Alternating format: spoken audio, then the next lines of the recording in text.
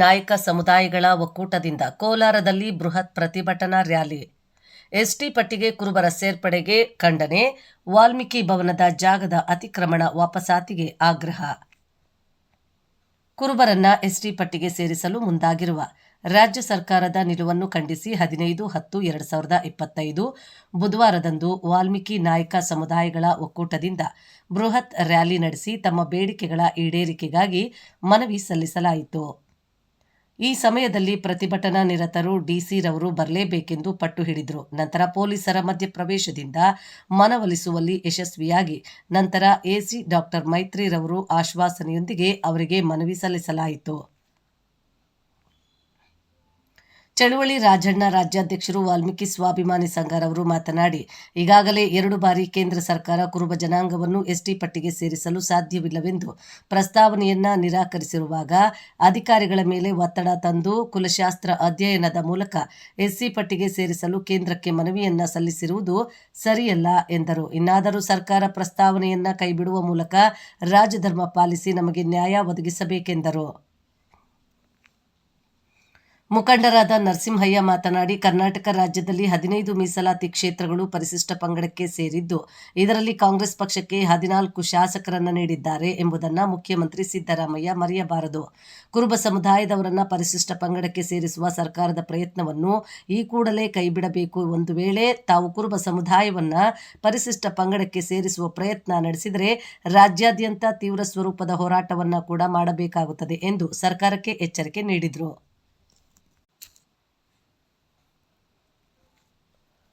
Valmiki MD Madesh ಮಾತನಾಡಿ, ಮೀಸಲಾತಿ ಪಡೆದುಕೊಂಡು ಇದೀಗ ಮುನ್ನಡೆ ಸಾಧಿಸುತ್ತಿರುವ ಎಸ್ಟಿ ಜನಾಂಗದ ಜೊತೆಗೆ ಮುಂದುವರೆದ ಜಾತಿಗಳನ್ನು ಸರ್ವೆ ಮಾಡಿದರೆ ರಾಜಕೀಯ, ಶೈಕ್ಷಣಿಕ, ಸಾಮಾಜಿಕವಾಗಿ ಹಿಂದುಳಿಯಬೇಕಾಗುತ್ತದೆ. ಸಿಎಂ ಸಿದ್ದರಾಮಯ್ಯ ಅವರು ಈ ಬಗ್ಗೆ ಎಚ್ಚೆತ್ತುಕೊಂಡು ಪ್ರಸ್ತಾವನೆಯನ್ನ ಕೈ ಬಿಡಬೇಕೆಂದರು. ರಾಜ್ಯ ಸರ್ಕಾರದ ಇಂತಹ ತೀರ್ಮಾನಗಳಿಂದ ನಮ್ಮ ಸಮುದಾಯದವರು ಆಕ್ರೋಶಗೊಂಡಿದ್ದು, ಇಂದು ಸೇರಿರುವ ಜನಸ್ತೋಮವೇ ಸಾಕ್ಷಿ. ಹಾಗೆಯೇ ನಮ್ಮ ಬಹುದಿನಗಳ ಬೇಡಿಕೆಯಾದ ವಾಲ್ಮೀಕಿ ಭವನದ ಅತಿಕ್ರಮ ಜಾಗದ ತೆರವು ಶೀಘ್ರವಾಗಿ ಆಗಬೇಕು ಮತ್ತು ಜಿಲ್ಲಾಧಿಕಾರಿಗಳ ಸಂಕೀರ್ಣದಲ್ಲಿ ವಾಲ್ಮೀಕಿ ನಿಗಮಕ್ಕೆ ಪ್ರತ್ಯೇಕ ಕೊಠಡಿ ನಿಗದಿಪಡಿಸಬೇಕೆಂದರು.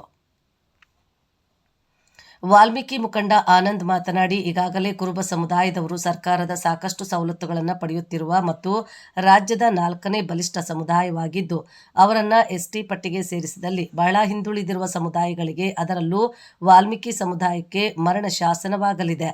ಸರ್ಕಾರ ಈ ನಿಟ್ಟಿನಲ್ಲಿ ಸ್ಪಂದಿಸದೆ ಹೋದಲ್ಲಿ ವಾಲ್ಮೀಕಿ ಸಂಘಟನೆಗಳ ವತಿಯಿಂದ ವಿಧಾನಸೌಧಕ್ಕೆ ಮುತ್ತಿಗೆ ಎಚ್ಚರಿಕೆಯನ್ನ ಕೊಟ್ಟರು.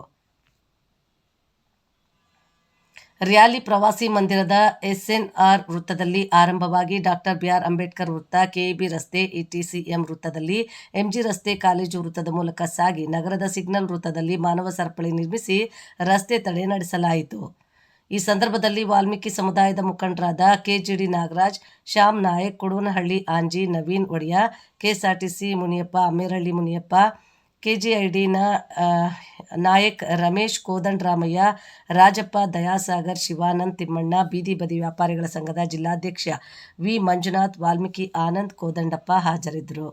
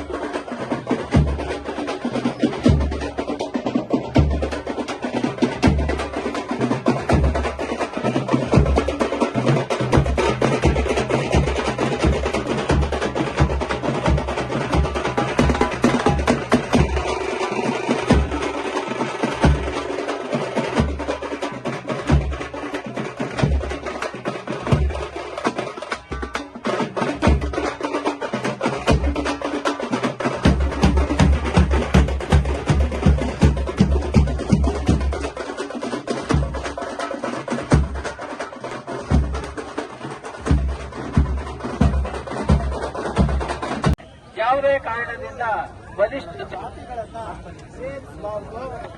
ಬಡವರಾದಂತ ನಮಗೆ ಅನ್ಯಾಯ ಆಗಬಾರದು ಎಂಬ ಉದ್ದೇಶದಿಂದ ಇವತ್ತು ನಾವು ಈ ಒಂದು ಹೋರಾಟವನ್ನ ಹಮ್ಮಿಕೊಂಡಿದ್ದೇವೆ. ಈ ಸಂದರ್ಭದಲ್ಲಿ ನಮಗೆ ಭಾರತ ಸಂವಿಧಾನ ಆಶಯದಂತೆ ಸಾಮಾಜಿಕವಾಗಿ, ಆರ್ಥಿಕವಾಗಿ, ಶೈಕ್ಷಣಿಕವಾಗಿ ಹಿಂದುಳಿದಿರುವ ಪರಿಶಿಷ್ಟ ಜಾತಿ ಮತ್ತು ಪರಿಶಿಷ್ಟ ಪಂಗಡದವರ ಸಮುದಾಯಗಳ ಅಭಿವೃದ್ಧಿಗೆ ಕೇಂದ್ರ ಸರ್ಕಾರ ಮತ್ತು ರಾಜ್ಯ ಸರ್ಕಾರಗಳು ಮೀಸಲಾತಿಯ ಸೌಲಭ್ಯವನ್ನು ನೀಡಿದೆ.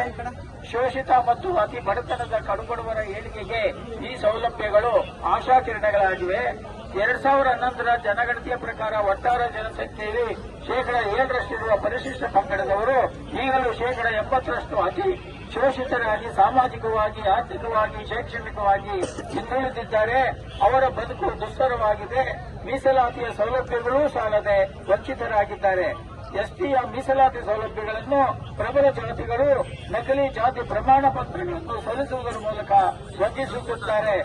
ಇವರ ಸೌಲಭ್ಯಗಳನ್ನು ಕಸಿಯಲಾಗುತ್ತಿದೆ. ಸಾಲದ ಎಂಬಂತೆ ಪ್ರಬಲ ಜಾತಿಯಾದ ಕುರುಬ ಸಮುದಾಯ ಪರಿಶಿಷ್ಟ ಪಂಗಡಕ್ಕೆ ಸೇರಲು ಹವಣಿಸುತ್ತಿದೆ. ಇವರು ಸಾಮಾಜಿಕವಾಗಿ ಇತರೆ ಪರಿಶಿಷ್ಟ ಪಂಗಡದವರಿಗಿಂತ ಅನುಕೂಲಕರವಾಗಿ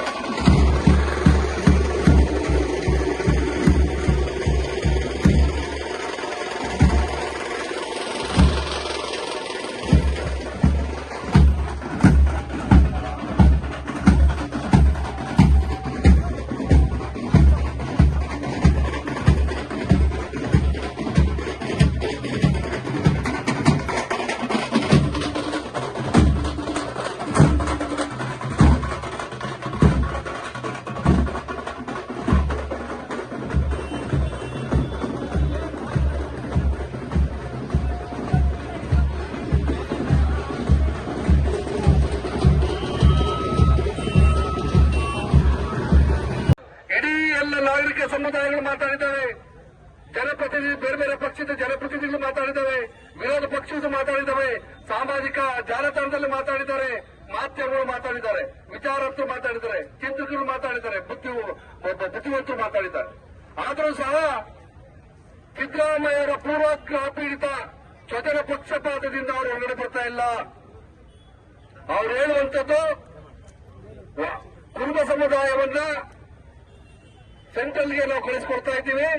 ಸೆಂಟ್ರಲ್ ಅವರು ಮಾಡೋದು, ರಾಜ್ಯ ಸರ್ಕಾರ ಎಲ್ಲ ಮಾಡೋದು ಅಂತಂದು ಹೇಳ್ಬಿಟ್ಟು ಒಂದ್ ಕಡೆ ಹೇಳ್ತಾರೆ. ಇನ್ನೊಂದ್ ಕಡೆ ನಾವು ಮಾಡ್ತಾ ಇಲ್ಲ. ಹಿಂದೆ ಬಿಜೆಪಿ ಸರ್ಕಾರ ಕಳಿಸಿತ್ತು, ಅದಕ್ಕೆ ನಾವು ಕ್ಲಾರಿಫಿಕೇಶನ್ ಕೊಡ್ತಾ ಇದೀವಿ ಅಂತಂದೇಳಿ ಮತ್ತೊಂದು ಸುಳ್ಳನ್ನು ಹೇಳ್ತಾರೆ. ಇವರೇ ಸಹ ಒಂದು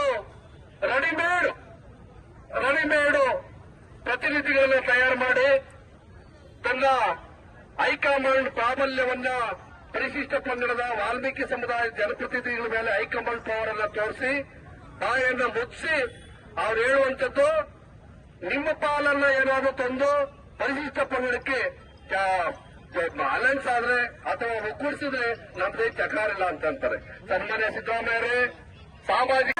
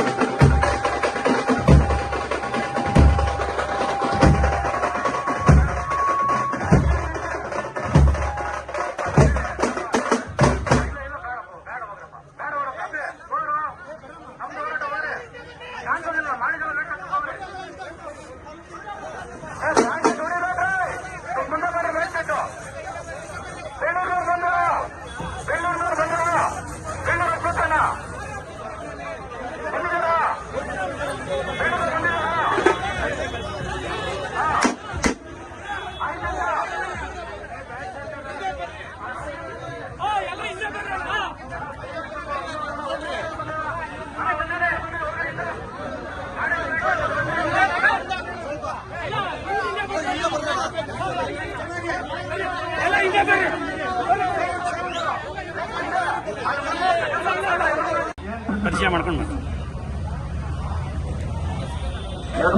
ಚಳುವಳಿ ರಾಜಣ್ಣ ಅಂತ ರಾಜ್ಯಾಧ್ಯಕ್ಷರು ವಾಲ್ಮೀಕಿ ಸ್ವಾಭಿಮಾನಿ ಸಂಘ ಈ ದಿವಸ ಕೋಲಾರದಲ್ಲಿ ಒಂದು ಬೃಹತ್ ಪ್ರತಿಭಟನೆಯನ್ನ ಹಮ್ಮಿಕೊಳ್ಳಲಾಗಿತ್ತು. ಇದಕ್ಕೆ ಮೂಲ ಕಾರಣ ಒಂದು ಬಲಿಷ್ಠ ಸಮುದಾಯವನ್ನ ಅವಕಾಶ ವಂಚಿತ ಬಲಹೀನ ಪರಿಶಿಷ್ಟ ಪಂಗಡದಲ್ಲಿ ಸೇರಿಸೋದ್ರ ಮುಖಾಂತರ ಈ ಜನಸಮುದಾಯಕ್ಕೆ ಸನ್ಮಾನ್ಯ ಸಿದ್ದರಾಮಯ್ಯರು ಒಂದು ದೂರಾಲೋಚನೆಯನ್ನ ಸ್ವಜನ ಪಕ್ಷಪಾತವನ್ನು ಇಟ್ಕೊಂಡು ಸೇರ್ಪಡೆ ಮಾಡಲಿಕ್ಕೆ ನಿರ್ಧಾರವನ್ನು ಮಾಡಿದ್ದಾರೆ. ಅವರು ಅತ್ಯಂತ ಸುಳ್ಳುಗಳನ್ನು ಹೇಳ್ತಾ ಇದ್ದಾರೆ. ಈ ಹಿಂದೆ ಅಲೆ ಕಳಿಸಿತ್ತು ವರದಿನ ಬಿಜೆಪಿ ಸರ್ಕಾರದಲ್ಲಿ, ಅದನ್ನು ನಾವು ಮತ್ತೆ ಅದನ್ನೇ ಕಳಿಸ್ತಾ ಇದ್ವಿ ಅಂತ ಹೇಳ್ಬಿಟ್ಟು ಹೇಳ್ತಾ ಇದ್ದಾರೆ. ಅದು ಅಲ್ಲಿ ವಾಪಸ್ ಬಂದಿದ್ದು ಇದು ಅನರ್ಹ ಅಂತಂದೇಳಿ ವಾಪಸ್ ಕಳಿಸಿದ್ದನ್ನ ಇಲ್ಲಿ ಅಧಿಕಾರಿಗಳ ಮೇಲೆ ಒತ್ತಡವನ್ನು ಹಾಕಿ ಒಂದು ಆಂಥ್ರೋಪಾಲಜಿ ಮಾನವಶಾಸ್ತ್ರ ಕುಲಶಾಸ್ತ್ರ ಅಧ್ಯಯನ ಮಾಡಬೇಕಾದ್ರೆ ಮಾನವಶಾಸ್ತ್ರಗಳ ಬಗ್ಗೆ ಅರಿವು ಇರಬೇಕು, ಅಂಥವ್ರ ಕೈಲೇ ಮಾಡಿಸೋದಕ್ಕೆ ಬದಲಾಗಿ ಇವರು ಸ್ವಜಾತಿಯ ಒಬ್ಬನ ನೇಮಕ ಮಾಡಿ ಅನರ್ಹ ಕಡೆಯಿಂದ ನಾವು ವರದಿನ ತಯಾರು ಮಾಡಬೇಕು. ಅದಕ್ಕೆ ಯಾವ್ಯಾವ ರೀತಿಯಾಗಿ ಇವನ್ನ ಸೇರ್ಪಡೆ ಮಾಡಬೇಕು ಅದನ್ನೆಲ್ಲವನ್ನು ಸೇರ್ಪಡೆ ಮಾಡಿ ಈಗ ಕೇಂದ್ರಕ್ಕೆ ಕಳಿಸಿಕೊಡ್ತಾ ಇದ್ದಾರೆ. ಅದು ಅತ್ಯಂತ ಘೋರ ಮತ್ತು ಈ ಜನಸಮುದಾಯಕ್ಕೆ ಅನ್ಯಾಯ ಆಗ್ತದೆ. ಅದು ಸಿದ್ದರಾಮಯ್ಯವರು ಅದನ್ನು ವರದಿಯನ್ನು ಕಳಿಸೋದಲ್ಲಿ ಕೈ ಬಿಡಬೇಕು. ಅಕಸ್ಮಾತ್ ಅವ್ರನ್ನ ಸೇರಿಸಲೇಬೇಕು ಅಂತ ಅಂದರೆ ಒಂದು ಕುಲಶಾಸ್ತ್ರ ಅಧ್ಯಯನ ಮಾಡಿರೋವಂಥವ್ರನ್ನ ಕಡೆಯಿಂದ ಮತ್ತೊಮ್ಮೆ ವರದಿಯನ್ನು ಮಾಡಿಸಿ ಕುಲಶಾಸ್ತ್ರ ಅಧ್ಯಯನ ಮಾಡಿಸಿ ಆ ನಂತರ ಕ್ರಮ ಕೈಗೊಳ್ಳಬೇಕು ಹೊರತು ಇದು ಕಳಿಸೋದಲ್ಲಿ ಒತ್ತಡ ಹಾಕಿ ಮಾಡಿಸಿದ ಸುಳ್ಳು ವರದಿನಲ್ಲಿ ಕಳಿಸಿ ಈ ಜನಕ್ಕೆ ದ್ರೋಹನ ಮಾಡಬಾರ್ದು ಅಂತಂದೇಳಿ ಈ ದಿವಸ ಒತ್ತಾಯ ಮಾಡಿದ್ವಿ. ಸನ್ಮಾನ್ಯ ಜಿಲ್ಲಾಧಿಕಾರಿಗಳು ಕೋಲಾರ ಅವರ ಅನುಪಸ್ಥಿತಿಯಲ್ಲಿ ಎಸಿ ಅವರು ಬಂದು ಮನೆಯನ್ನು ಸ್ವೀಕಾರ ಮಾಡಿದ್ದಾರೆ. ಒಂದು ವಿಚಾರ ಏನು 7%ಗೆ ಮತ್ತೊಂದು 7% ತಗೊಂಡು ಅವರು ಎಸ್ಟಿಗೆ ಬರಲಿ ಅಂತ ಹೇಳಿದ್ದಾರೆ. ಅದನ್ನು ನಾವು ಖಂಡಿಸ್ತಾ ಇದ್ದೀವಿ. ಯಾಕಂದ್ರೆ ಅವರು ಇವತ್ತು 14% ಬಂದ್ರೆ ಕೂಡ ಇವತ್ತು 10ರಿಂದ 12% ಅವರೇ ತಗೊಳ್ಳಷ್ಟು ಬಲಶಾಲಿಗಳವರಾಗಿದ್ದಾರೆ. ಕರ್ನಾಟಕದ ಅತ್ಯಂತ 4ನೇ ದೊಡ್ಡ ಸಮುದಾಯ ಕುರುಬ ಸಮುದಾಯ ಆಗಿರೋದ್ರಿಂದ ಅವರು ಆರ್ಥಿಕವಾಗಿ ಬಲಾಢ್ಯರಾಗಿರೋದ್ರಿಂದ ಇವರು ವಾಲ್ಮೀಕಿ ಸಮುದಾಯಕ್ಕೆ ಸಿಗಬೇಕಾಗಿರೋ ಎಲ್ಲ ಅವಕಾಶಗಳನ್ನ ಅವರೇ ತಗೊಳ್ಳಂತ ಎಲ್ಲ ಅವಕಾಶಗಳು ಇರೋದ್ರಿಂದ ನಾವು ಇದನ್ನ ಖಂಡಿಸ್ತಾ ಇದ್ದೀವಿ. ಏನು ಅವ್ರು ಬರೋದಾದ್ರೆ ಜಾತಿ ವರ್ಗೀಕರಣ ಮಾಡಿಕೊಂಡು ನಮ್ಮ ಪಾಲು ನಮಗಿರಲಿ, ಅವ್ರ ಪಾಲು ಅವ್ರ ಜನಸಂಖ್ಯೆಗೆ ಅನುಗುಣವಾಗಿ ತಗೊಂಡು ಬಂದು ಎಸ್ಟಿಯಲ್ಲಿ ಸೇರೋದಾದ್ರೆ ನಮಗೇನು ಆತಂಕ ಇಲ್ಲ. ಈ ರೀತಿಯ ಒಂದು ಆದೇಶವನ್ನು ಹೊರಡಿಸಬೇಕಂತ ಹೇಳ್ಬಿಟ್ಟು ನಾವು ಸರ್ಕಾರದಲ್ಲಿ ವಿನಂತಿ ಮಾಡ್ತೀವಿ. ಇಲ್ಲದೆ ಹೋದಲ್ಲಿ ನಾವು ವಿಧಾನಸೌಧ ಮುತ್ತಿಗೆ ಕೂಡ ತಯಾರಿದ್ದೀವಿ ಅನ್ನೋ ಮಾತನ್ನ ನಮ್ಮ ಮೂಲಕ ನಾವು ಇವತ್ತು ದಿನ ಹೇಳ್ತಾ ಇದ್ದೀವಿ. ನಮಸ್ಕಾರ. ಆನಂದ್ ಕುಮಾರ್ ಅಂತ ಹೇಳ್ಬಿಟ್ಟು ವಾಲ್ಮೀಕಿ ನಾಯಕ ಸಂಘಟನೆ ಒಕ್ಕೂಟದ ಜಿಲ್ಲಾ ಸಂಚಾಲಕ.